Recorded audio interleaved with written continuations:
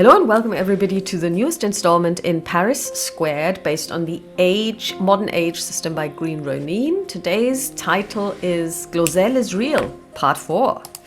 You are still in the Count Dulac's chateau. It is now Sunday. The Count is going to return this evening and you're going to have dinner with him.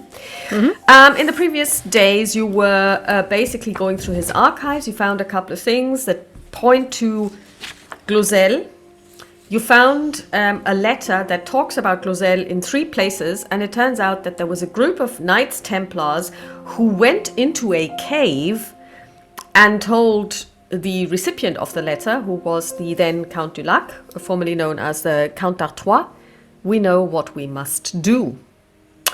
They cannot hold back whatever is lighting up that cave, so you are assuming it is the portal. And you also found reference to Lumière Immortelle, which can either refer to Lucifer himself or to Stella Maris, who is the mother of Christ. Both could be somehow in there. Either of them, maybe both, who knows. And you also encountered a ghost. And unfortunately, all of the gadgets that dear Celeste brought with her did not even indicate that there was a ghostly presence. The ghost was just there and basically watching you setting it up and kind of going, what are you doing? Are you making a film? What are you filming? Maybe it's just reacting to evil ghosts. As I said, poltergeists or other things. Maybe it needs negative energy, because that ghost was a sweetheart. Yeah, Virginie was a maid in the 19th century, and she was, when you saw her, she looked like she was in her mid-20s. And she's a very happy ghost. She likes it where she is, and she keeps the West Wing clean. Also, you saw a huge fireplace, which is spotless, and she says she's never seen anyone clean it, but it's always spotless, and it gave Celeste super tingly feelings. Behind somewhere in the mantelpiece, on the mantelpiece, behind the crest or the coat of arms of the Dulac family, there is something tingly, but you don't know what it is because you didn't break open the stonework. Also, it was quite dark, so we decided we will do that the next day when we can properly look. Okay, so it is now the next day. You have a lovely breakfast. Celeste turns out to be very un-French when it comes to breakfasting because she eats lots. Amélie is very French. Small, I don't know, croissant or a little toast. Big jug of coffee. Make a communication check. Oh God, let's see.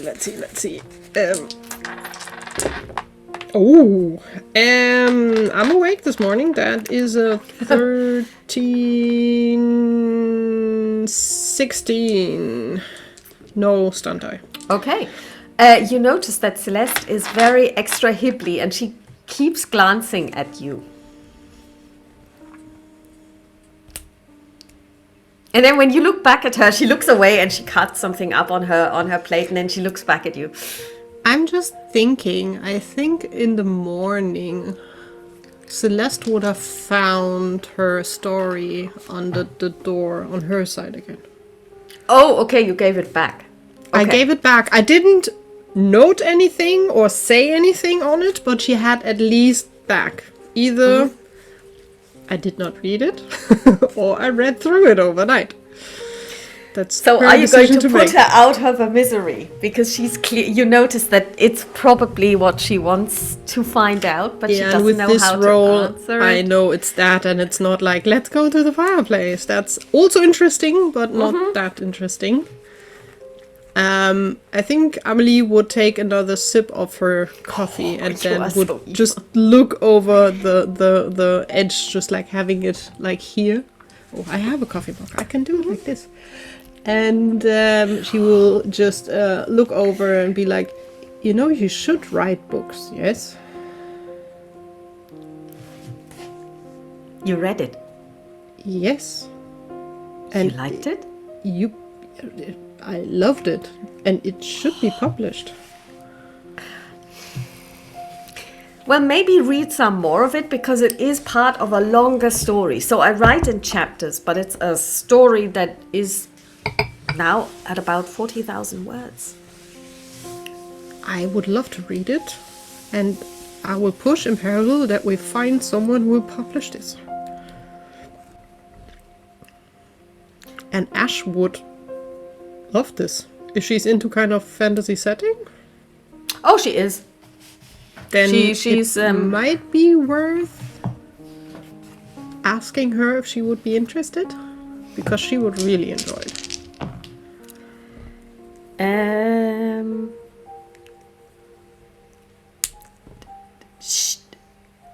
She agrees. You can see that she kind of agrees, but you can also see that there's some kind of fear on her face because this is really going out of her comfort zone.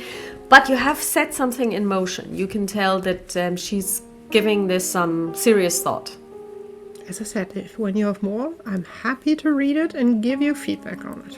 I will not do pickly things like there's a comma missing or there should be another word there. That's something a publisher will handle. But the story is really cool. I like the characters as well. Okay. Well, I'm Thank very you for happy. trusting and sharing with me. Well, I thought that what would be the worst you could do? You could completely not read it, or you could read it and not say anything. Both. Because you would never quite read it evil. and laugh. No, that is even but eviler. reading something and not saying anything, that would be almost as worse at not reading it at all. Well, it's one way of saying you don't like it, but you don't want to hurt my feelings, which is also... The worst thing But would be then- to laugh. Yeah, I would never do that. You put a lot of work and effort in there, but if I wouldn't like it, or if I would see something really critical that needs to be changed in my point of view, I would tell you. Well, we have a deal then. I've got an editor. At least for story There we and are. character. Making sure you don't have loose ends. Everything is pulled together. Because that can happen, because the way I tell the story is quite meandering. So I tell from chapter to chapter, but sometimes you have to remind yourself that there was something that they did way back when that you need to come back to. And for that, it's sometimes good to have someone else read over it, because they might remember, like, what happened with this? Or a few chapters ago it was different. Why is it now like this? Or who is this person? That you never introduced. It's magically there. Or was the person called differently a few chapters ago? But And I can tell you this has happened. But it's really, really good. I'm looking forward to read more. She smiles. That was actually the prologue. This is where it all starts. It's a perfect entry to get people sucked in, and I'm now extremely curious what will happen. She smiles. And what But other characters will join the story? Of course. It's a world full of people. But I'm now really curious on two things. Okay. I would be curious to look through the papers if we find more on Virginie, on our little ghost. Mm-hmm. And secondly, we definitely need to have a look at the fireplace in daylight. All right. So maybe we should do the fireplace first, because it's still, I mean, it had snowed the day before, and today is a little bit overcast. So if you want to make the most of the light, you should do it now, because it's still... Although, it's still breakfast. We're at breakfast at the moment. Yeah, I guess you didn't get up later than at least, I would say 8, because you do 8. want to make most of the day. So it's about probably 8:45 at the moment. I think it would be good if we start at least to have a peek. If we can't find anything, we should abort mission, but it would be interesting to read up on Virginie, because I can imagine that when we are back there, she could show up again. All right. I mean, that should be easy, because she was a member of the household, so she was paid And we know staff. roughly when, so... Late 19th century, so that should be easy. We just have to look at the bookkeeping. Yeah. And he would have ledgers because he would have had to, you know, because what you did notice was they have an archive dating back to the beginning of the building, but it was all meticulously kept. So even then you had like the incomings and outgoings, there was ledgers and stuff. So you would imagine that this is something that the Dulux would have handed down from generation to generation, saying you have to keep your books in order. So you go back to the archive, you pull the book, enter the nook, and do a research check. Well, you roll intelligence and she does research, which is her specialty. Oh, and a 5 on the stunt die. That's 11, 15.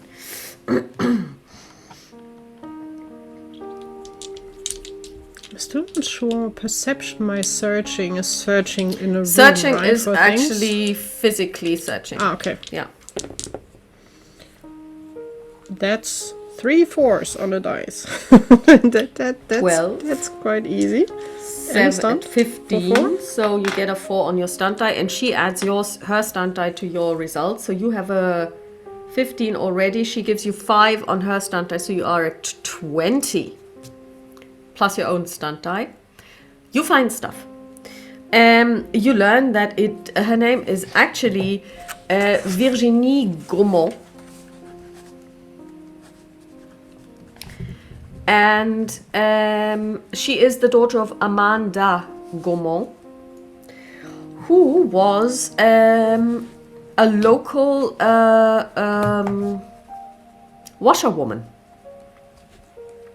who lived locally with her husband, and she had several children, one of whom was Virginie.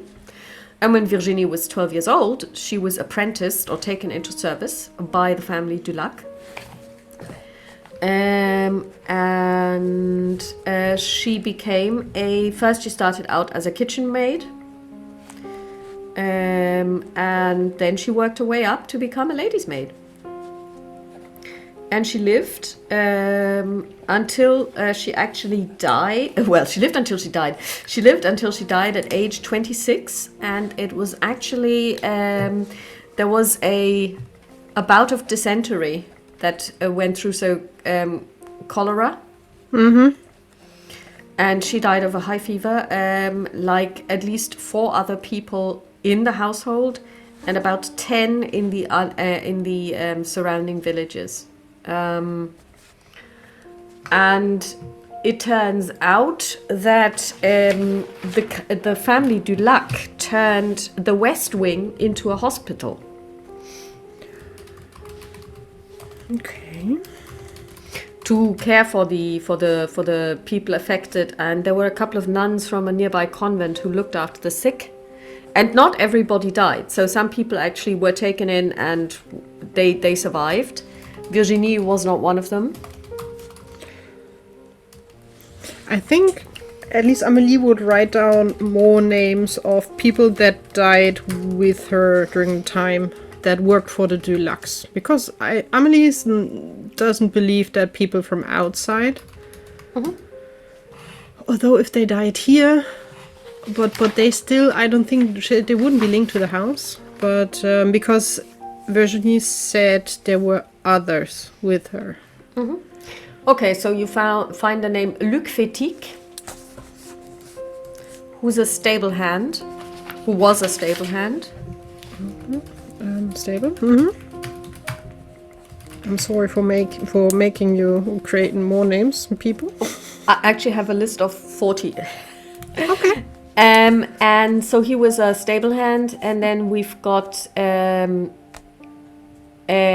his wife, Alexandrine Fétique, who was a kitchen hand. Mm-hmm. She died, and one more, and that was actually very sad. It was one of the children of the household. So basically one of the servants' children. And it was Alban Descon. She was 6 years old.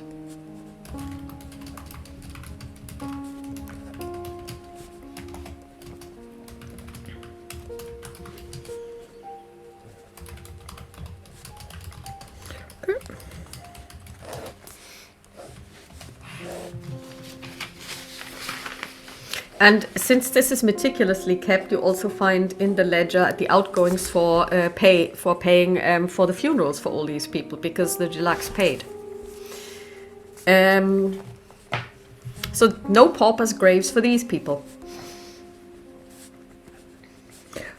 That is definitely bonus points for the family Dulac, because that was not everyone did that. And you also learn a little bit about, which you probably knew, but now you have another kind of like piece of proof, because they also had to pay for the medical stuff that was going on. So there would have been bloodletting. They would have used leeches to relieve the blood pressure. So, and they all had to pay for it. So you kind of like you buy. Disinfect. They would have used alcohol by then, definitely, for disinfection. Yeah. And basically also even things like surgeons' knives that you use to basically open the veins to let the blood out. Some of this we know works, some of this we know doesn't. And times. And they would be buying leeches by the dozen. So people were actually walking around in the neighborhood and were just collecting them. This is the worst for me. Bloodletting sounds okay-ish, to be honest, but leeches is like, oh hell, no. Yeah, I have to say, I once found a leech when we were children after a very heavy rain, and we kept it for a while. And it was in a jar, so we let air in at the top. But when you put your finger to it, it would swim to it, and then it would kind of try to suck. Yeah. And you could see its teeth. It looks like a sandworm. Yeah, it looks like a mini sandworm. They are kind of disgusting. But the funny thing is, my mother says when she was young and she was doing her, she's a nurse. She said in her younger years, they were using leeches. And they then basically, the thing is, they were medical leeches, so you don't just capture them, they are bred. And they can only bite once, because then they can, but you don't kill them. Yeah, you don't kill them. They've got pensioners' ponds. They call them Rentnerbecken. And they just keep these leeches. They keep the leeches then in their own pond where they can live their life. Until they die. And, well, at least it's nice that they're not killing them afterwards, or that they haven't killed them afterwards. But still, it's like, I'm happy that we are not using that type of medicine anymore, at least not in our western parts. I have no idea how it's in different other parts. I hope not. But with this information, let's have a look at the fireplace. Mm-hmm. So you go to the fireplace. Again, Celeste gets the tingly feeling. She says, can you try, please, one more time, now in broad daylight, touch the crest and tell me, can you feel anything? And she's standing next to you, kind of like eyeing you and eyeing the fireplace. What do I roll for that? It is, in your case, I would say it's actually willpower.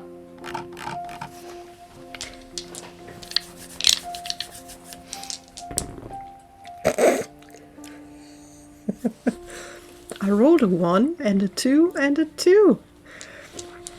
It's again like a 7. You rolled 7s exactly the last time when you were trying this. You're just too stubborn. Celeste throws up her hands. My brain is like, no, this crazy stuff. Amelie is just like, I no. It's really weird that it's clean without someone cleaning it, but I don't feel anything. One day. I'm not as talented as you are. I wouldn't call it a talent. It's like being able to, I don't know, have perfect pitch. It's not a talent. Well, what I have isn't a good talent, because I mean, I can't just stand about and say, oh, did you notice the kana coming from that fireplace? Because people would be looking at you askance. That is true. Maybe you have more Jana blood in you than I have. Maybe. So, maybe you are stronger in this cards. But let's check it out. Look. Yeah, so now in daytime, Amelie Searching. will really investigate every single inch outside and inside to see if I can find any symbols, any writings, anything that looks suspicious. Okay, and now you can use your searching. Okay, let's see. Because then I get a +4. No, +5, because you have perception 3 and searching gives you +2. So +2? I thought just No. 1. Then I No, did all it of wrong these- the whole time. Okay, well, all of these additional focuses, whatever they're called, Give me +2? always give you +2. Yeah. I thought they only give +1. And when I rolled Okay. for you on evaluation that one time in the auction, I always gave you +2, +3. Okay, I always added just +1. Okay. So I was always down 1 because I was just +1. I rolled well. That is 11, 13, 17. No stun die. Okay. So, she ties with you at 17. So between the two of you, you do find something, but it's actually you who discovers it because she is really focusing on the area where she feels the tinglies. That's not where the interesting thing is. The interesting thing is in the flue behind it, where you had been looking earlier, but it had been too dark. So now you're equipped with flashlights and stuff, and you're not taking no for an answer. You find a couple of things. You find tiny symbols that you really, it's so the fireplace juts out, so it's a little bit like a roof coming out, and then you can basically stand in it, and then you are you're not very tall, so you can stand in there easily. You're 163. Yeah, and quite slim. And it's quite slim, and you basically do this. I am a snake. And you see them. I would have my phone with me, so I would take pictures to also then look at them in peace and quiet with Celeste then outside, because we will not be able to stand both of us next to each other inside here. No. So. And also Celeste isn't slim. She's a lot broader than you are. Yeah. So, the food has to go somewhere. 13... There are people that can eat and eat and eat, especially at that age, and not take a single kilo extra. 16, 18. I just rolled on your occultism. You recognize at least two symbols directly. You don't even have to think about them twice. One is the so-called Tatzenkreuz, or pawed cross, which is the symbol of the Order of the Knights Templar. And you also see it's the face of a man, clearly, because it's got a beard. And very short hair and very bushy eyebrows, and it's been engraved. And you have seen something similar like this before in a book that you have read about occultism, and this is a depiction of the head of Baphomet, which was something that the Knights Templars were supposedly holding onto, had been given to them by the assassins or the Hashashini. And it's in the book that you read, they kind of said it could be that this was not really a head, but more like a mask. So a ceremonial mask that somebody would be wearing in some kind of ceremony. Because this whole story about what is the head of Baphomet, what does it actually mean, what does it do? Some people think that, yes, there could have been some form of cult. And that it's really the head of the cult wearing this mask, impersonating this, as you find it in many cultures where people wear masks for all kinds of reasons. And you see these symbols directly next to each other. Okay. And they're about this size. They're really like this. Yeah, small size. D6, yeah. So Celeste, while I'm in the fireplace, Celeste would hear quite muffled like, ooh! That you okay in there? Interesting. Are you getting the tingly feeling? No, but I'm seeing symbols. I'm taking pictures. Give me a second. Brilliant, cool. Sure.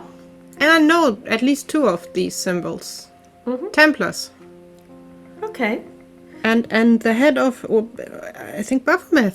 Baphomet. Yeah. Baphomet. And then I will crawl outside. Usually I would be like, I'm dusty now. And she's like, no, there was not a single spot of dust in there. And then I will just like zoom in a little bit in the symbols, hoping that they are on the picture. If not, they are definitely magical. No, they are. They are.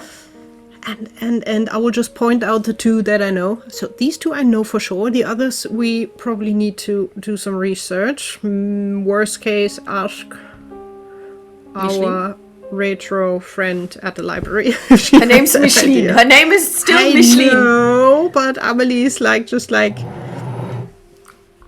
our world and time traveler friend. Do you know any of these symbols? I will give Celeste time to roll on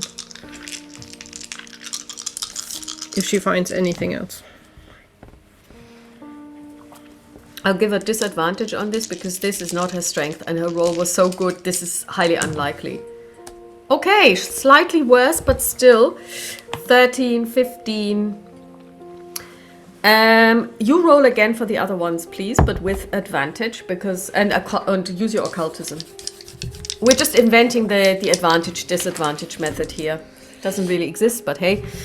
Advantage means I roll twice? Yes, you roll all 3 dice twice and then you choose the higher result. Let's roll both sets. And that is a crappy roll. The second roll was bad. The first one is a 10, 15. No stun die. 15. Okay, so you don't know what they mean. But you're pretty sure you've seen them before. You don't remember where. They look a little less like...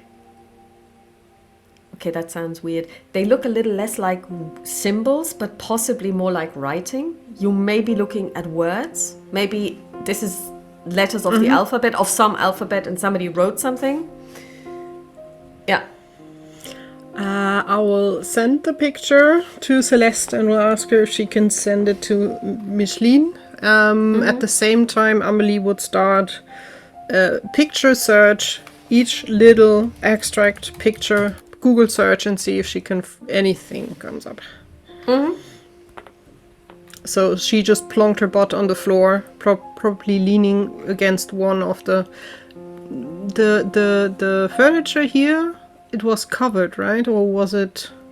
Yeah, and there is very little, and what little there is covered in those white sheets. With linen. Yeah, white sheets, okay. Yeah, exactly. But I'll just plonk myself on the floor, probably lean against the fireplace, and we'll see what Google search gives me. For these symbols. Or any kind of other search machine. Don't want to promote the one. Yeah, you go through it, you check, and it seems it is actually it is some obscure form of Aramaic, so the language of Christ, essentially. But unfortunately, none of the Google Translates of this world can actually translate the text, but it identifies it as Aramaic. At least then we have a direction, and I will ask Celeste if she can give that hint and direction to Micheline as well. And I'm finally that not... sounds like another visit to the library. And maybe studying books. And I finally found the picture of Micheline that I was meaning to post all this time. It's gonna upload into the chat because this is what she actually looks like. At some point it will load. Didn't you share a picture of Micheline? No, I just described her, but this is what she actually looks like. Oh, you definitely didn't share that picture. So very 80s hair. It gives the idea. It fits quite well on what I had in mind after hearing that. So she's really from Working Girl, Melanie Griffith's friend, the secretary. That's what I envisage her to look like. And she also behaves like this. She's very loud. She's confetti and stuff. So essentially, you send this off to Micheline. And then do you want to go to this library, or do you want to generally just go to the National Library? Because you're not quite sure if this guy has stuff in Old Aramaic. We will have a peek, but I highly doubt there will be Old Arabic or Aramaic or anything like that. It would more be a task for when we are back home. We should have a look, because this is the first thing we found that is linking to Templars next to the paperwork that we found, and that we know that Mr. Dulac was a Templar. And so basically, this has taken you some time, though. I would say now, in including researching Virginie, it's now probably around 1 o'clock. Celeste looks at you and she says, "Well, actually, I'm hungry." I think we should go for lunch. Surprise! Yeah, but they will wait for us for lunch as well. So let's go there. I think we found everything that we could find, because you didn't find anything for the tingly feeling that gave addition to that, did it? Well, I mean, to be quite honest, it's the family crest. There is nothing there. I touched it. I almost made a rubbing of it.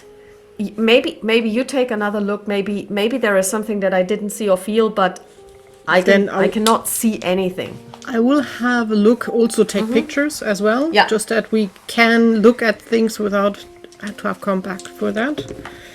Oh God, no. It's an 8. Okay, you find nothing. Yeah. So taking pictures, just like it's a nice crest, and it's nicely worked. So the only thing I can probably find with my knowledge that I have roughly the idea that it's old. It's not freshly new attached. It is old. It must be there before our lovely ghost entered the household. Yeah. But that's the only thing I find. You would say that it was probably built when the house was built, and they chiseled the crest of arms into the stone. So it's not even attached to it. It was actually chiseled into it. Yeah. Then we will take ourselves towards the dining table and see if we can grab a lunch. You go downstairs, and the table has already been laid, and there is a little card saying, "Mademoiselle, when you're ready, just ring the bell. There will be cold lunch today, and tonight's dinner will be at 2000 hours precisely." And because you know that he's going to come back round about 6ish, and then by the time he has unpacked and stuff, so it's going to be 8 o'clock in the evening. Did we want to go back on the same evening? You were debating if you were going to go back the next day in the morning after breakfast because you wanted to have a quiet dinner with him. Okay. And to really enjoy the evening, and kind of like, because he's also interested in finding out what you found out from his archives, because basically you have been researching in his home, and you kind of did indicate that you were going to let him know if you found anything. Yeah, so you can always make this up because you decided not to tell him about this whole Glozel thing. I think Amelie would share what she found in the fireplace, just with the knowledge. I can't really read it, but one of the signs, and she would go for the Templar sign, because that is a quite well-known sign that is easily found online. That's something with Templar, and just saying it seems to underline what we already found out, that your ancestor of ancestor of ancestor of ancestors was part of the Templar community. I think during lunch, Amelie would ask Celeste, do we tell him about the ghost? Or should we carefully try and see and ask if... Even I know that sign without Googling. That's the Tatzenkreuz.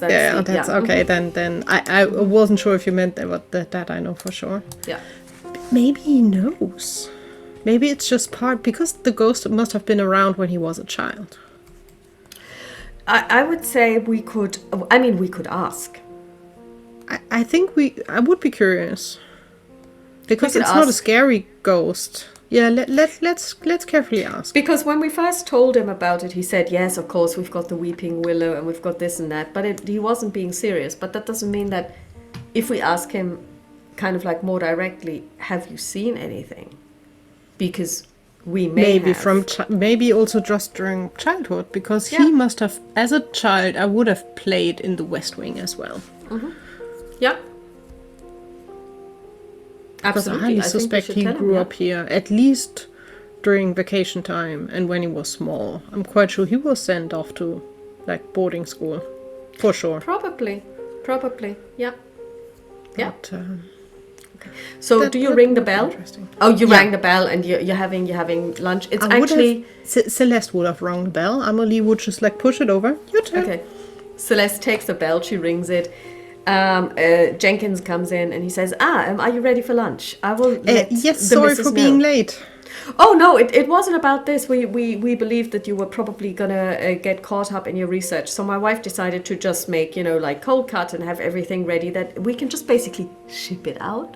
Mm-hmm. Mr. Jenkins, so curiously one Jenkins question. is enough. Have you visited the West Wing lately? Or ever? Well, I go there on it's a daily routine. I check every single room just to ensure that all of the windows are still fine. Anything weird occurred to you? And she will look exactly like in D&D. I would say inside check. Okay, then make a communication check. I'm just curious if there's any kind of like, oh yes, but no, I'm not telling you, or something like that. That is a meh roll. That is 9. That's an 11. No stunt die.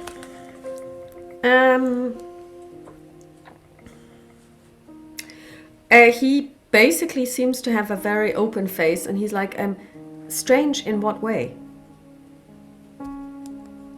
Don't laugh at me. Ghosts.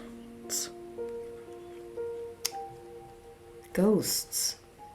Well, I will be quite frank with you, mademoiselle. This is a very, very old house. And not scary ghosts, I have to say. Very nice ghosts. And I'm a Christian. I do believe that there is such a thing as the soul, although I know that this belief has gone out of fashion amongst the young.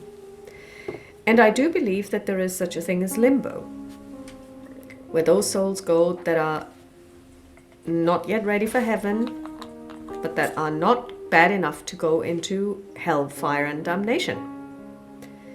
And I could imagine that maybe limbo is what other people refer to as the ghost world. So, while I can't say that I've seen anything like floating sheets... No, we've seen people.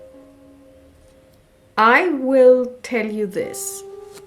I have on occasion had the feeling that there is somebody walking around. But never once did I feel threatened. Or uncomfortable. They are really nice. They lived here and worked here ages ago. Maybe you have been to the West Wing, have you? Yeah. You may have noticed that it is very clean. I suspect you are doing a very great job of keeping it clean. Not a single day's work of mine has gone into cleaning the West Wing. Amelie will look over to Celeste, so Virginie is doing a really good job. If you're ever in there again and you are not creeped out by maybe getting an answer, you can thank Virginie for this. Yes. So she has a name? You can look her up. Her name is Virginie Gromont. She worked like 200 years ago. She was part of the staff that died, I think probably during the cholera phase, where a lot of people did not make it. She died in this house? Yeah. That makes the West sense. Wing was a hospital for a while. Oh. And the Deluxe, even the past Deluxe, were really nice with the staff. They paid all the medical bills, they paid the funeral, they took care of everything. It's quite unusual for the time where everyone It is, even for this time. Yes. So it seems like the Deluxe, they were always a very good family. I'm not sure how it blends on the children nowadays. You can make another communication check. That is 11, 14, 16. When you mention the children, he kind of gets a look on his face that you would say is disdainful. Mm-hmm. He doesn't seem to be placing much stock into his lordship's offspring. It seems like the offspring is maybe... I don't know how the mother was. Maybe it's more the mother. Oh, her ladyship was an angel. Okay, so not the mother. But also I think not the father. I think she had too soft a spot for her children. Spoiled.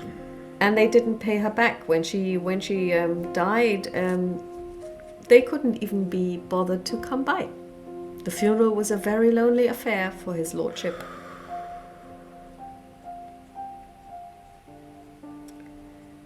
But even then, he couldn't see any bad in them until they tried to sue him out of the house. It's unbelievable. It's such a beautiful house, and he seems to be a really lovely person. But well, there's always sometimes trouble. At least the kids are not falling in line with what we've seen on the Deluxe past family tree. So maybe the luck is running out. Maybe it is, but I will make sure that I extend my gratitude to Virginie the next time I'm in the West Wing. She's really, really nice. And then you saw her? We talked to her twice. So she don't get me wrong, but she has a body, so there is something to see? Or was she just an incorporeal voice? Out of game, she looked like a normal person, right? Yeah, she absolutely did.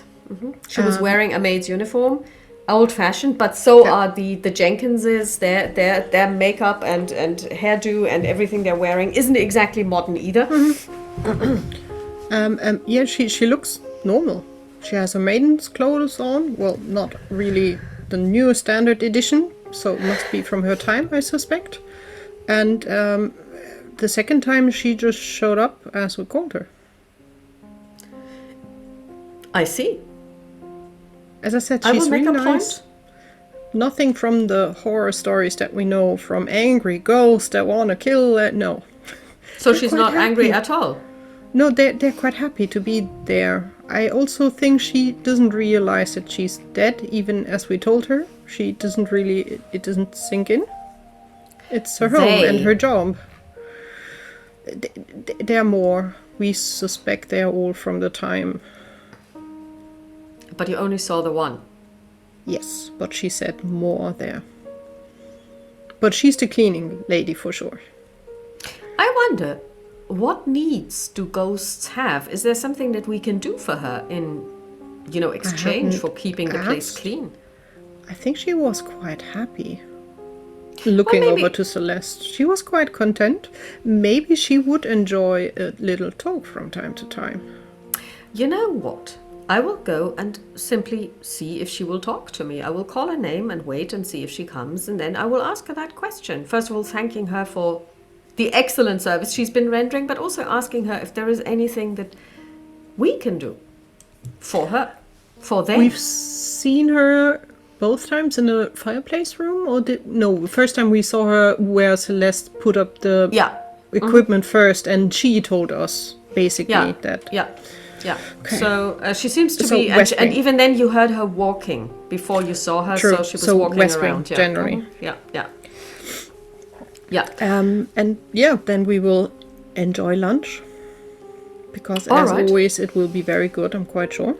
Yeah, so there's salads, there is dips. So she's made an avocado dip, she's made all kinds of things and there is sausages, there is saucisson, cheese, and of course everything goes with baguette. Yes. And there is one thing that is hot, and she has made soup. So it's hot soup because it is still cold, and it goes down a treat. So you enjoy lunch, and being French, you take your good time. So 1.5 hours later, and of course there's dessert, because you have to have dessert, and then you have cheese. I think we'll probably sit more for like 2 hours or more, because we don't, at least in between, Amelie would look over to Celeste. I have nothing else that we can do we?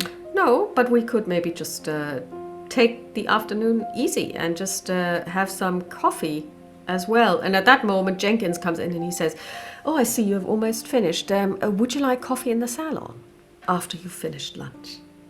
Yes, please. A coffee would be lovely. Thank you. So I will put it out there in about 45 minutes. Do take your time. And basically you then finish lunch after a really leisurely 2.5 hours. You chit-chat. Celeste is really interested in your studies, so she will ask you questions around, even like what was there first? The interest in restoring art and then learning the skills, or did you always have the skills and then hone it towards restoring, that kind of thing? How did it come to be the way it is?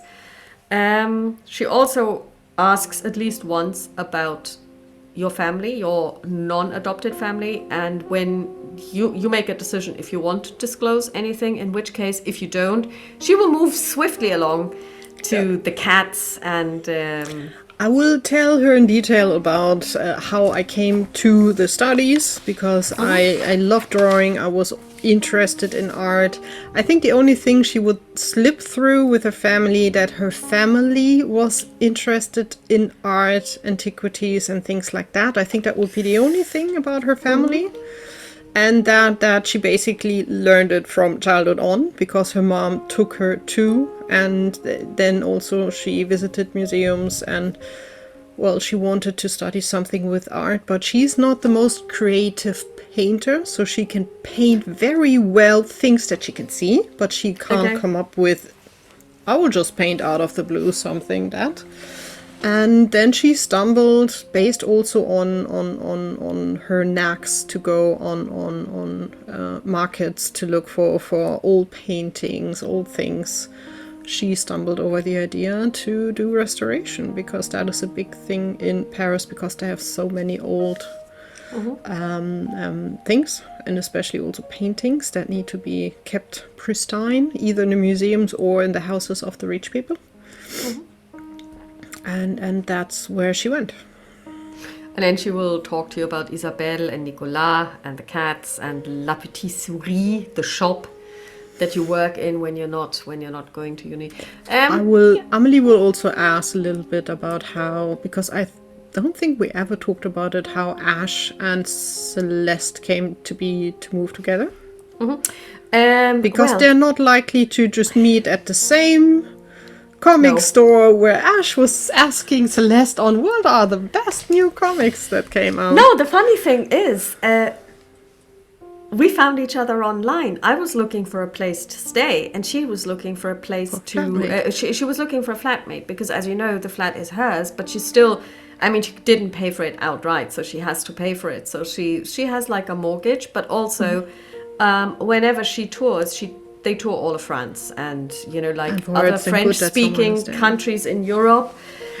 So she wants somebody to flat sit, which I understand, this being Paris and all. And I was looking for a place that wasn't too far away from the otaku shop. And actually it isn't. It's like 3 stops by the metro. And one that I could afford. So, and I'm really not paying that much. She could be asking much more, but she's more looking for somebody who doesn't mind her singing all the time, and I honestly don't care, because she practices at home. Yeah, and the other thing, someone she can trust, and you can be trusted that when she's on tour, you will not go trash searching through her stuff to sell it for much money on eBay or a thing like that. And I'm also not the person who will just basically have a large party and then everybody passes out on the floor, and by the time she gets back, it looks like somebody ransacked the place and pillaged. So it was, and I think it's working out really, really well. I mean, she's very nice. I really like her. It sounds like a win-win for both of you. Yeah. Yeah, and then you move to the salon. You have your you have your coffee. And then of course, I think during coffee, Amelie would try to check with Celeste when Glozel would be an option to go to, because this is obviously the next step. Mm-hmm. She basically whips out her mobile phone because that's where she has her planner, and she says, well, I will quickly run upstairs, get my planner in she rolls her eyes at physical form. Yeah. And she basically says, well, it kind of depends. If we go for a weekend, I might be able to squeeze it in between. If we go for longer, I will have to wait until uni ends, because I already have missed quite a bit. I need to make sure I'm not missing more. When is uni out for summer? I suspect in July. Me too. Somewhere end of June, July. Yeah. Probably because everything seems to come to a standstill in France in July because it's just so hot.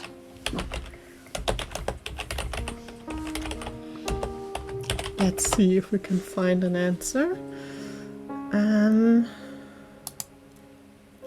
First semester starts September, October ends in January. Second semester, February ends in May or June. So in June should be the end. Mm-hmm. And then July, August are free, and then usually September they're back. Mm-hmm.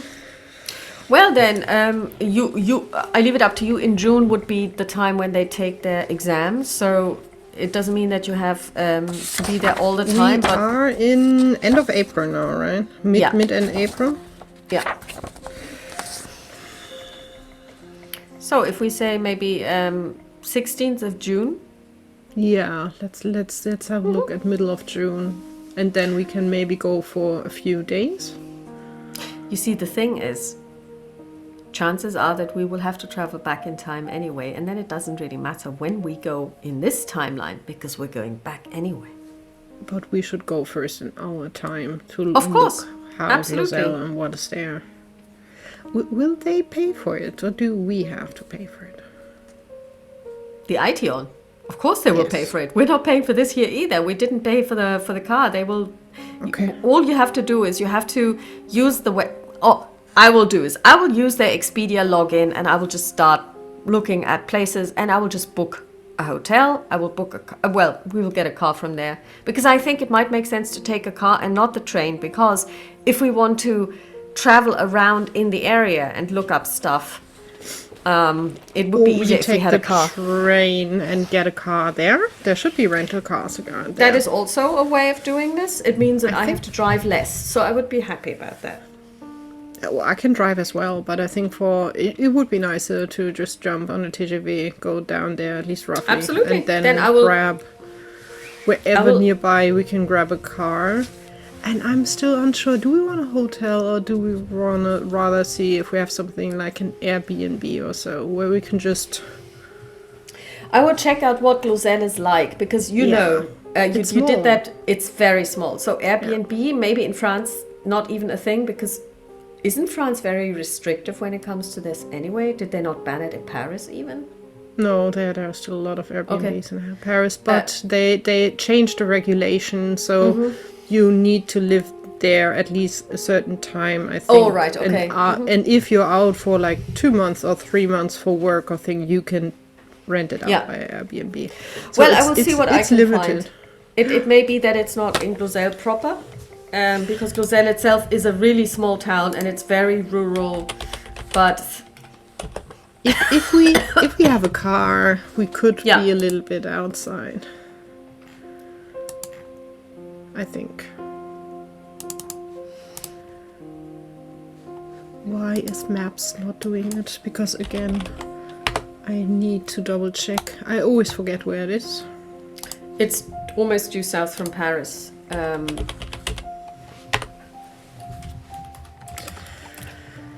Glozel. What is the next big... Oh god, there's nothing really... The next big one.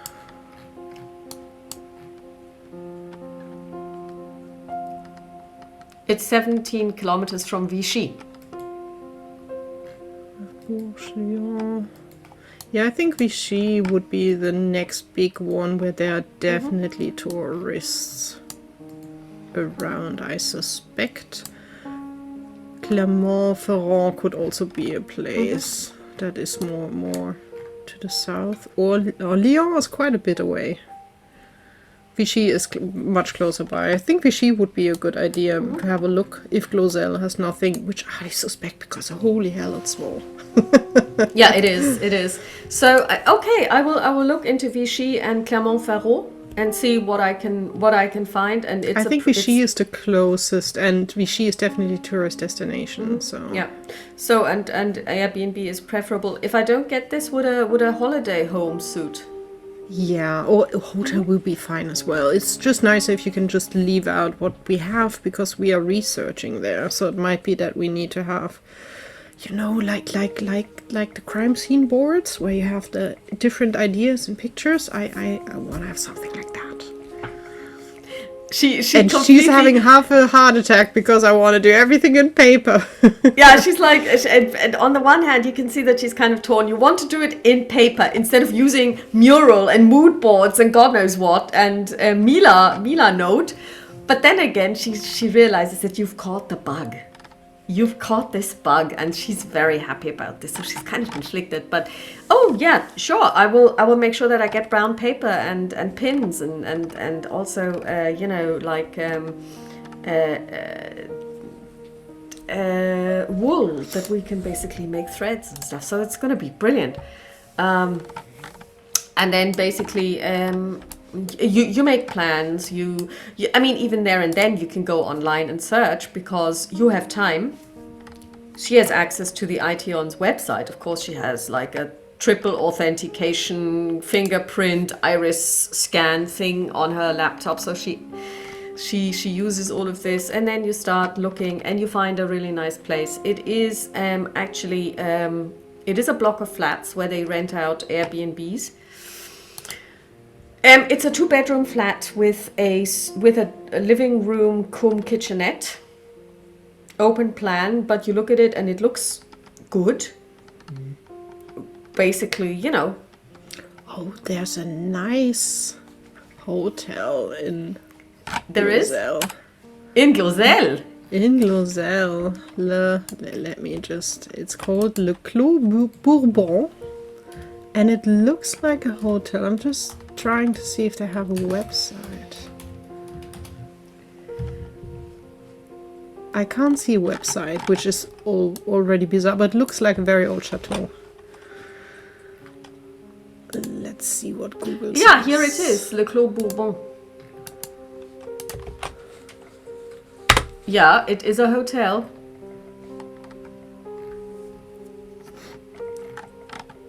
See, booking, chambre, TripAdvisor. TripAdvisor has it in, so at least it's known.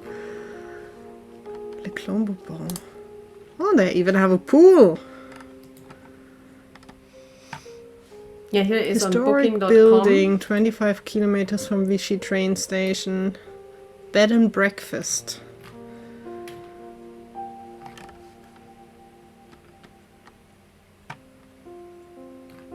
They have 7 restaurants. in that hotel. Wow. No, in okay. Town. Within 5 Okay. miles, 7 restaurants. God, it's a little bit of nothing. But it's very family-like because the owners are there. They are the ones. There's Free large parking. communal living space with a coffee machine. Non-smoking rooms. There you are. Evening meals, not there. Quick stay. That might be an option. Although, yeah, I think even though it sounds really, really cute, and Amelie's like, oh, staying in a chateau, because she knows with what she's earning, that is something that is far away in her dreams. But I think it's more practical to have something like a little flat for ourselves. It looks really cute. Now I want to do vacation in France. Yeah, it's. I'm just looking at this now, and if it was going to happen, it's 165 euros per night. That's something that Amelie definitely would not pay out of her normal bank account. But it's not too shocking that someone would scream at us like, "What the hell are you thinking?" Yeah, but it's. I mean, it is. But you just have rooms. It's really bed and breakfast. Yeah, but this one is actually 50 square meters. It's a big room. It's a familial chambre for people with children as well, if you want. The bonus would be we would have quick access to insider knowledge, like where is this, true. And could we find that? Celeste, maybe we should use that. We can still tell them they don't have to clean and go in the room because we are not that needy that they need to clean every day. Yeah, and they even have a piscine. Yeah, they have a pool. Mm. Okay, so what I'm going to do is I'm going to write them an email. That would be See lovely if they can fit us in. Yeah, and basically she proceeds to do just that. And now let's roll. And on a 12 plus her 2 on communication, you're on a 14, you manage to get the rooms. And she basically uses PayPal. And she says, this is the Ition's PayPal. Not very safe. It's not even two-factor authenticated, but who cares? I keep telling them, but, you know, they just don't listen.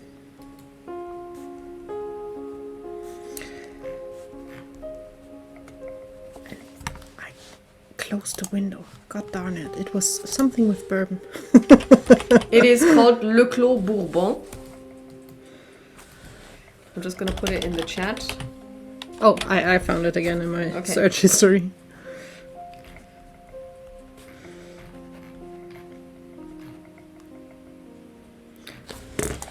What is Clos? I was just wondering as well. Let me check. I have a French translator on the phone. No, that's not the translator, Victoria. Where is it? Didn't I install it? No, I did.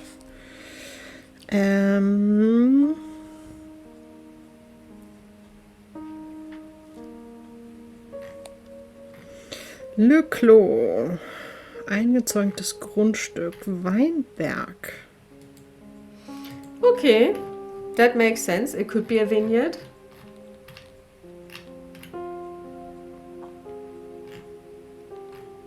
Yeah, something like a little bit for itself. Ein eingefriedeter Weinberg, whatever that is, even in German. Eingefriedet is just another word for having walls. Okay. I think generally the idea, and you can see on the picture that it's walled in. So. Mm-hmm. Yeah. Okay, now we're making plans for vacation in France. I mean, this is the thing because it looks really cute. Yes, playing in a modern setting means you can actually, in today's world, you can actually use the internet to see where would you go, how would you do it, and this is where the two would go. Yeah. Definitely, for sure, yeah. for sure. Yeah. And that's a part of France I haven't seen personally, so. Me neither. Oh, and it's not Glozel, it's Vieillat-sur-Sichon. It seems to be.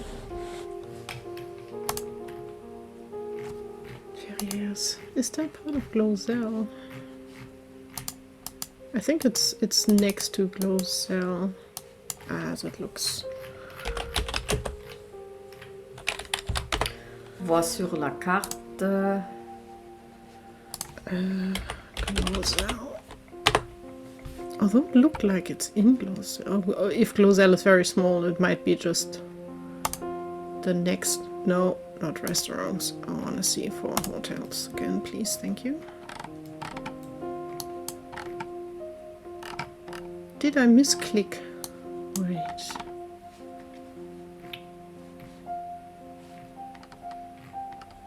Did I completely misclick and drift it off?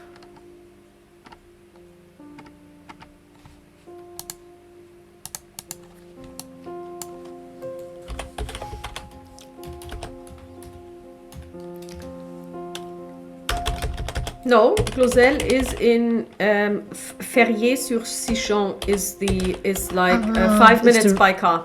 Okay, so it's... Yeah. There we have that. So it's not Glozel itself. But Glozel is probably so small anyway, because Ferrières-sur-Sichon seems to be bigger. Yeah, not much, but a little bit bigger for sure. Yeah. Okay, on the D. Oh, Glozel is more to the left, I can see. So you would go through you're ending in Vichy, getting off the train. We would get a car in Vichy, because that would be the next probably when I look at the size. Yeah. And then we would drive through Glozel to the hotel. Yeah. So we can take a first look at Glozel and be completely incognito and just basically drive on. We could just stop there for directions, you know, maybe get a Coke, look at it, ask around a little, you know, just saying we're holidaying in Ferrières-sur-Sichon and nobody will be any the wiser. And it's definitely much closer from there than from Vichy to go in every time. Absolutely. So we've got a plan. So she basically starts booking everything. She puts in also for the train and everything. And she also books a car. And then it's about 6:15 when you hear commotion, when you hear movement. And it turns out that the Duc du Lac has arrived. I think we probably would hear when the car pulls up on the Well, driveway. maybe not the car because you're in the salon and it's a huge building. Oh, that's true, yeah. But you hear when the door opens Jenkins welcomes him home and basically he says, oh, I'm just gonna freshen up. And he says, well, Jenkins, did anything happen while I was away? No? Are the ladies still here? Very good. Dinner at 8. Very good, very good. So I'm just gonna freshen up. Maybe you can let the ladies know that I have arrived, but the way I look at the moment, I don't seem presentable. And Jenkins says, well, yes, and you do smell of deer. Because he went hunting, so he has this very musty smell of men who have been lying in the ditches trying to Honestly, hunt. Amelie would be really curious if from the salon we can see into basically the entry hall. She would tiptoe and she would peek around the corner because she's really curious on how he really looks and if it's really that, because she can't imagine him he will always look pristine. Well, no, he doesn't. He actually is wearing green clothes, like a hunter's outfit, you know, like those green jackets that are kind of like waterproof, but he's dirty. Okay. He's literally been lying probably in ditches waiting, so he's spattered in with mud, and you can also see that there is, I mean, he did clean his face, but basically his hands are still dirty, and you know, he is, let me see if he sees you. On a 14, he does. He waves at you and he says, Mademoiselle, it's a pleasure. I won't come any closer because I smell of deer, or so I'm told. And he looks at Jenkins and winks. Welcome back home. I hope it was successful. Oh, yes, it was. I mean, you know, it's not like we hunt for sport. We just have to keep the population in check. We did cull two older animals that were, one of whom was already quite ill. So it was important that we put it out of its misery. But the other one will end up on our table at one point. Then so, yes. I will not keep you longer. I will see you later at dinner. Well, looking forward to it, and give my regards to Mademoiselle Durand. And he walks up, but not before he has taken off his boots and placed them outside in kind of like the vestibule, and then he walks up in stockinged feet. I will plonk myself in the salon again. And then a couple of minutes, well, I would say half an hour later, he comes, or maybe even 3/4 of an hour, and he comes back, and you can say that he's also shaved now. And he basically greets you again. He shakes your hand, he shakes Celeste's hand, and then it's almost 8 o'clock. You move to the dining hall, I should say. You get the best dinner ever. And he basically is very interested to learn what you have seen and what you have found. So do you pop the question around, has he ever seen a ghost? I think we start with the facts. Well, the ghost is a fact at this stage. But Amelie will definitely first of all drop like, if you ever in the West Wing, have a closer look at the beautiful fireplace that is there. It has engravings. Yes, it has our coat of arms.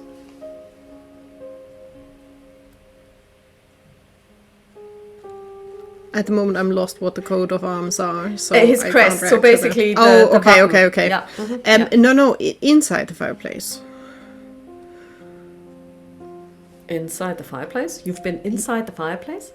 Well, it has never been used. At least it doesn't look like it has ever been used. So it has some engravings inside, and at least one side. Really? I've never. I mean, I have to say, I've never climbed into the fireplace.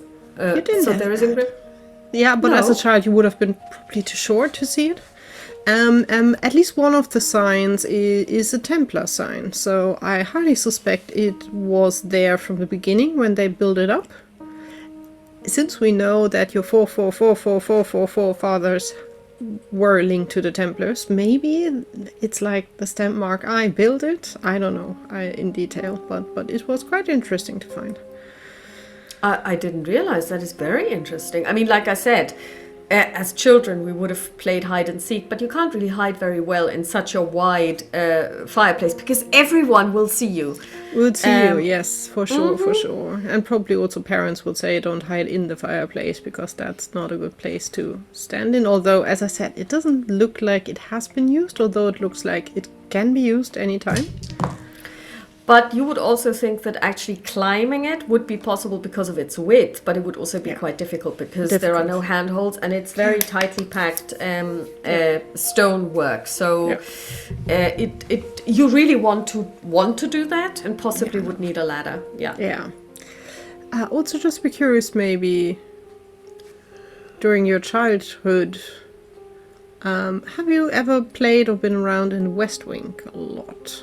Oh yes, of course, all the time. When was it? When did you basically close it up that no one was around there anymore? Oh, I'd say about 40 years ago. Okay. I mean, we just decided that we didn't even want the children to have full access to it, because it was really a financial decision, and then we decided to leave the stuff in there would mean the children would want to go there, which is understandable. So we just decided to clear it out completely. What fixtures are still in there are simply things that, aren't valuable, but we want to keep them anyway. All of the valuable stuff was moved here, or we actually sold it off. And as you have seen, it's almost completely empty. So there are maybe, I don't know what, like 2 sofas and 1 table with 5 chairs. That's all there is. Why? It was quite surprising how clean it is over there.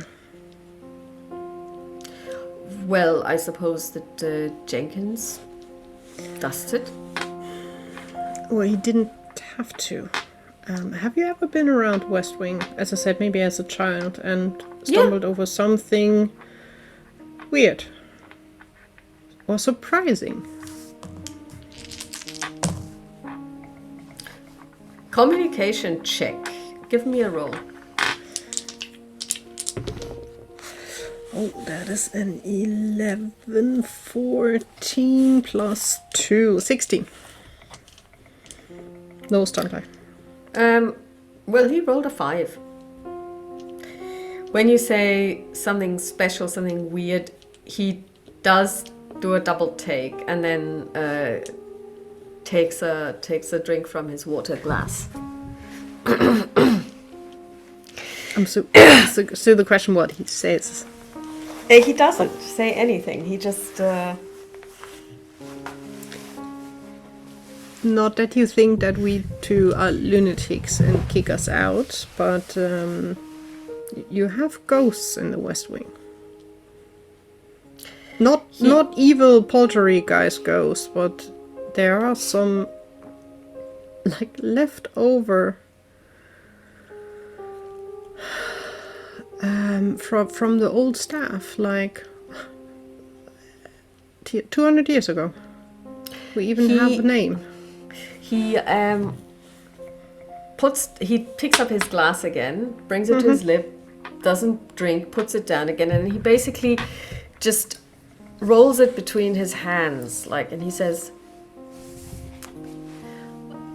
well, I will be frank with you as you are being frank with me. I believe, and I believe for a very long time, but I didn't tell anyone, that one time I saw a child of about maybe 5 or 6 playing in the West Wing. And I was 7, so obviously I was curious. You know, another child. And Was it a girl? Yes, and I followed. And then I rounded a corner and she was gone. That must have been Iban.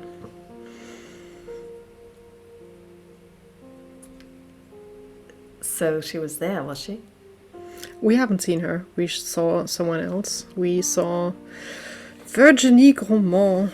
She worked very long for the Dulac family, but she was one of a few, I think 4, that died around the same time based on cholera. During that time the West Wing was used as a hospital because your family was nice enough to support the region, so they give space that the sick people could stay. I had no idea. And Virginie died. Alban died as well. She was the kid of one of the employees here, and then a couple, Luc and Alexandrine, died as well. And we met Virginie twice, and she said others were there. So we suspect it's all of them that died during the same time. And your family, next to them giving part of their house for sick people, which was highly unlikely during that time, they paid for all the medical bills of their people. They paid for the funerals. So they really took great care of their staff. So you're right in line with the ones before you. Well, I have to say that this is, on the one hand, quite shocking to know that, there are ghosts. They don't look like ghosts. If you can see them, they look like normal people. No, she didn't look like a ghost at all. She looked like a normal 6-year-old child. And I can tell you, she was smiling, she was laughing. We were playing hide and seek or tag or whatever. She didn't seem to be afraid of me, and I didn't get any reason from her to feel afraid either. I only saw her that one time, but I always wondered, because I was absolutely sure that I didn't make it up, that I did see her, but I never saw her again. And I never told anyone because I thought that, I realized she wasn't a member of staff because, yes, there have always been children. Well, not now, because now our staff is much reduced. But there were always, like cooks that had children, or even just chambermaids. whole families were employed. But she wasn't one of them. I knew that. And I didn't want to get her in trouble, just in case she had kind of, well, broken in, snuck in. You don't want to disclose that there is a child there somewhere. So I didn't tell anyone. Also, she didn't seem to be suffering from hunger or anything. She seemed to be absolutely fine. So I was like, okay, well, maybe she had found a way through the cellar or something and was from the village. Who knows? So she's a ghost. They are around for almost 200 years now, and they are quite happy just living. We told Jenkins as well, because he clearly stated that he's not cleaning that part of the wing. Never once told me. I always thought that it was him and that he was just being super efficient. No, it's someone else. And she's quite happy just to be there. We told Jenkins maybe just as a thanks, talk to them from time to time, because they are really just quite happy to be around, and I don't think it really sank in for them that they are dead. It's quite normal for them that they're around for 200 years, but it's not like they have something else to do and they should, I don't know, all the cliche things. I don't know much about ghosts. Because I can tell you one thing, definitely. I've never experienced anything that I would consider a haunting. Like stuff floating around. No. Windows I don't rattling. think they would. Because they're also not, like we know from stories, that they're transparent or any... She was just standing there in her maiden outfit and talked to us. Then maybe I should take a trip to the West Wing one of these days and just try and find Alban. Or ask for Virginie, or as I said, I can write the names down for you. Please do, because maybe they will talk to me. I mean, it would be nice to know the people that we obviously share space with. Mm-hmm. And, well, at least part of the history of your family you can be proud of, because they took very good care of their people. Unusually good care. I'm very pleased to hear that. Because I always believe that I inherited this and my fathers and mothers before me, but we didn't make the money. It was just given us, and I believe it was given to us it was entrusted to us to not use for ourselves, but to use for other people. So maybe if I introduced my children to those ghosts, that might, bring home the message. Or maybe it won't. Who knows? But thank you for letting me know this. And if I may ask of you, I will not tell you what to tell other people, but if we could maybe not talk about those ghosts too much, because I wouldn't want people to just start flocking to this place and trying to take photos. I promise, and I think Celeste as well, we will not talk outside this house for it, but I think it would be nice for you to know, especially since they're not creepy ghosts that want to get everyone out of the house, but I think they would enjoy, as I said, maybe a talk, or just ask them if they would enjoy it. They will. I'm quite sure they will. If they don't want to talk, they will just not show up. But that is the explanation why the West Wing looks so pristine. That is interesting. So at least, the least I can do is go there and just stand in the middle of the West Wing and just say, thank you one and all for keeping this place so clean. Because they will surely hear me. Yeah, and doing their service for that long of a time for your ancestors as well. I have so many questions in my head for them. Like, what does it feel like to live for 200 years? Do they see the family move by, basically. And does time pass for them like it passes for us? Because I honestly cannot imagine living 200 years. That would be... I wonder. I have so many questions. After dinner, Amelie would grab a piece of paper, write down the year where we found that they died with the cholera and so on, and would then write down the names as well from her notebook. Since she has it here anyhow for a calendar, so she would be like just writing that down, giving it to him, then that he can have a check if he wants to. Otherwise, I think Amelie would just say, for in regards to documents, we didn't really found anything anything else really helpful? Because we for sure decided that the two by accident glued together papers, we will leave them there, we will not steal them, but we will not tell him. Well, I mean, like I said, Monsieur Junot came and we believed that, or my grandfather believed that he took papers and never returned them. So we don't know what was in them. So I'm not surprised that you haven't found anything. It just lends even more credence to my grandfather's belief that they were indeed stolen. We found one or two documents that by accident were like stuck together, with the wax they used in the past. So we had a bit of commotion with a hairdryer and so on. But we stored them now separate but orderly back where everything is. So it's not lost, but it's honestly, it's quite impressive that you can go back to the beginning and know where every franc went from day one till now. It is quite impressive. Which led us also to Virginie. She told us her name and she said something about 200 years, and then it was quite easy to find her in the documentation. And maybe I should read more often in my own archives. There's a lot. And it seems like, as I said, your ancestors did quite a bit for the surrounding area here. I'm pleased. I'm very pleased. Then he looks at his watch and it's 11:30. He says, "But if you will excuse me, I've had a very long day and I think I need to turn in. By the way, you are planning on going back to Paris tomorrow? Do you want to go in the afternoon or do you want to leave after breakfast?" After breakfast would be lovely. When would you like to take breakfast? When would do we want to have breakfast together? Well, if you will have me.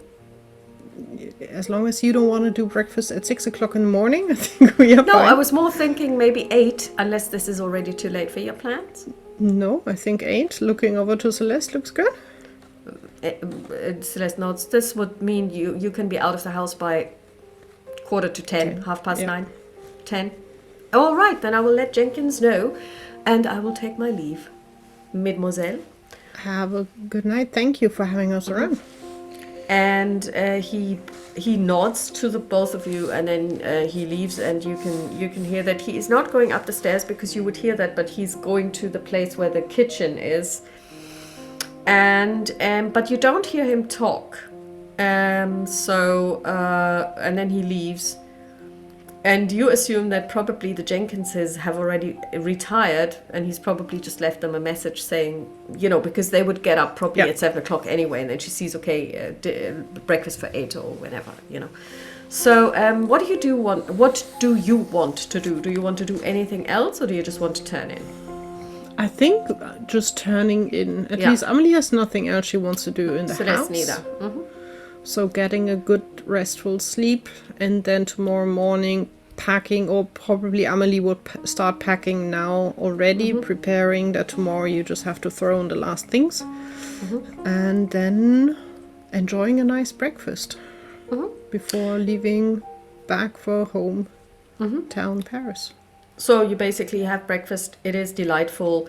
Mrs. Jenkins, of course, has packed you some food for the road, because she knows that it's 3 hours, and and if there's traffic, you might get stuck, and then there's a thermos flask with coffee, and she wishes you a safe trip and retires, and the Count de Lac shakes both your hands, and he announces that he will be going to the West Wing today. To see if he can talk to people there, and he shakes your hands and he wishes you a safe trip back, and he says, "Well, à bientôt. I hope we will see each other again." I hope so too. Good luck with your research.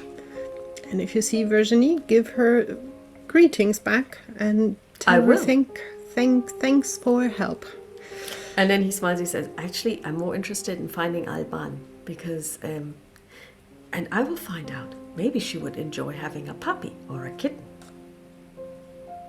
It would be interesting to see how animals will react to them.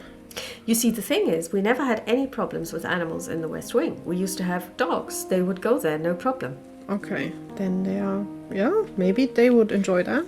So if they do sense them, they don't seem to be sensing anything that is off-putting to them. I would also be curious if the kid is really still happy to be around. Being stuck as a kid for 200 years sounds a little bit like a nightmare, I have to say. And again, brings us back to the question, how do they perceive time? Yeah, that's true. Because if good luck with that. Thank you. And we will just stay in touch. Absolutely. And enjoy the new beautiful painting. Thank you so much. Thanks for returning it to me. And then the two of you take your leave. You get into the car, you drive home. There is nothing really interesting happening on the road. You can chat. And I mean, you will be chatting, but the trip is fine. There is nothing traffic-wise. Weather is nice. You arrive. You drop off the car at the bibliothèque. Take your leave. Say goodbye to each other. You both take your métros home. Before we leave, I think I would at least ask Celeste if she got any kind of life sign from Micheline.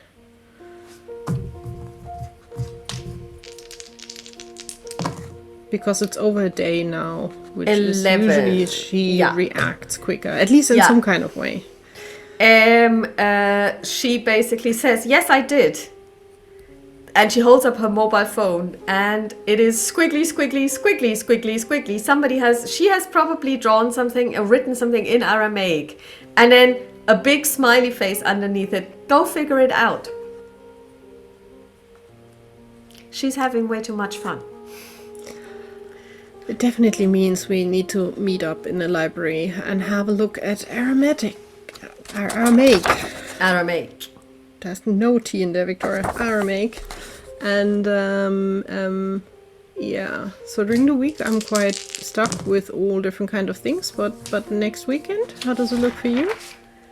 Next weekend is fine. I'm working all week, but what you can do is you can give me an occultism roll. Okay. I can't because the dice are like, no, I'm not working. We're not cooperating tonight. So, occultism, that is 9, 11 plus 5, so 16, no stunt die. I rolled one stunt die so far. It's 16 really... though? Yeah. Okay, well, you do know. I have a plus 5, which is quite easy then to get to 15. Still, you have 16, so you do know what the largest extant piece of literature is in ancient Aramaic, because it's not the Bible, because the Talmud is written in Hebrew, the New Testament is written in Greek. Mm-hmm. It's actually the Dead Sea Scrolls, the scrolls from Qumran. Okay. Which, of course, when they were first discovered and then later read and understood, were placed in the time and space where Jesus of Nazareth was proselytizing at the time and preaching. No matter if he's the Son of God or if he's just a very strong protector of the Jewish faith, because that's what he was. He was a Jew. That's beside the point. But this would have been his language, and this is the biggest piece of literature or pieces of literature we have. Mm-hmm. And this was also written in ancient Aramaic. And you would know this because not only are they important to Christians, because some of the information is to do with Christianity or what we believe in today, but there's also all of this occult meaning that's been attributed to them, and all of kind of like, conspiracy theories around, is this actually the word of God? Because this was written by Christ himself. So you would definitely know about them. You would definitely have some knowledge about them, and you would also know where to find them, because in the Louvre there are at least copies. The originals will not be there. No, but in the library you will have copies somewhere. And honestly, we need to find something that helps us with translation. So there might be also books that help with translating signs, similar as with the hieroglyphs in it is a language that is still being read. So unlike I once saw a documentary about a lady who can read cuneiform. And she is only one of 4 people who still can. And she was in her 90s. And we were like, well, maybe you should hand over this information to other people, because if you die, there's only just 3 left. But ancient Aramaic is actually a language that is widely read by scholars today still. And you definitely have somebody in France, in Paris, either at the Sorbonne or at the Louvre itself. So you will have scientists who can read it. I think we would first try to do it somehow on our own, because if you have someone else translate it, you need to explain the content. Where you found and since it, we don't know what the content says, it might be difficult. Yeah, but it's accessible to you, so you would know where to go for books. So and just then so you know, it's like a puzzle search. Find this one symbol, find out what it means, and then bit by bit put it together. That might be a nice treasure hunt then for the weekend. And also we would have the dinner coming up. You would have the next dinner round coming as well, up, right? Yes. So next time we're actually going to take a trip to the library. We're going to explore how you can tell if something is a syllable based or an alphabet based or a sign based language, because there are ways to find out, because you guys will have to do this. You will have to make a decision. What is this that you're seeing? And we will have Ash making an appearance at La Petite Souris. And we will see how Nicolas reacts to this. Not well, I think, but hey, a bit awkward, I think. That's probably more the description for that. And it's a good thing she loves cats. So, I hope you enjoyed today's visit to the Dulac mansion, to the chateau. I really enjoyed it. Sorry for everyone listening, that's a little bit shorter than usual, but we started late. We started late, and then of course you didn't see us actually look at pictures of lovely hotels in the south of France, but trust us, it's great. Well, yeah, it is a short episode, but I think it was also to tie off those loose ends that we still had in the house to do with the fireplace, but also with the ghosts. And then we will take it to the next level next time, and probably the time after that we will take a trip to Glozel, possibly the first of at least 2. And until then, we wish you a pleasant rest of the day, night, evening, whenever you are watching this, listening to this. And thanks to our patrons, and thanks to everybody who's watching and supporting and giving us thumbs up. And talk to you soon. Bye. Bye.